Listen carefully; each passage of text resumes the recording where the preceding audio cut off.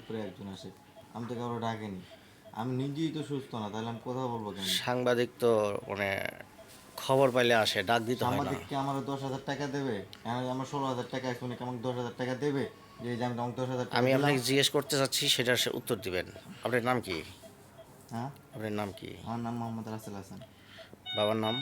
মোহাম্মদ শাহ আলম পরামানি। গ্রামের ঠিকানাটা একটু বলেন। সিরাজগঞ্জ। সিরাজগঞ্জ কোন থানা? রায়গঞ্জ থানা। গ্রামের নাম কি? গ্রামের নাম অর্জুন। সরি, উদুনিয়া? জামতল। জামতল? জি। সিরাজগঞ্জ রায়গঞ্জ তো জামতল না। কোন জায়গায়? জামতল তো কামারখন্দ থানা। হ্যাঁ, কামারগঞ্জ থানা। জি। আপনি দেখাইতে পারবেন? জামতল কোন থানা? দেখাইতে পারবেন? জামতল কোন থানায় পড়ছে সেটা বলেন। রায়গঞ্জ থানায় পড়ছে। আপনি দেখাইতে, আমি তো জেনে বলছি, আমি তো ভুয়া খবর দিচ্ছি না।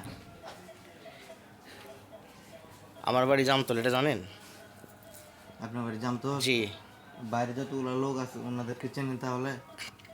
তাহলে আপনার বাড়ি জামতল কোন জায়গায় কেমনে হইলো?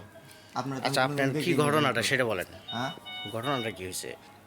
ঘটনাটা বড় একটু ঝামেলা হয়েছে, স্যার। কীরকম? হ্যাঁ, কীরকম একটু ঝামেলা? মারামারি ঝামেলা। মানে আপনাকে যে কেউ কিডন্যাপ করে নিয়ে গেছে এরকম কিছু? না না, এরকম কিছু না। কে কে মারছে? কে মারছে আমি কাউরে দেখি নাই, বা কোথায় মারছে এটাও বলতে পারবো না।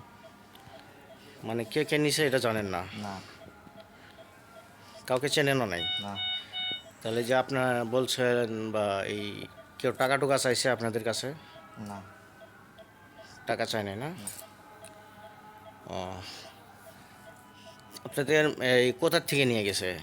এটাও বলতে পারবো না। কোথায় রাখছে তাও বলতে পারবেন না? আচ্ছা ভাই, ঠিক আছে।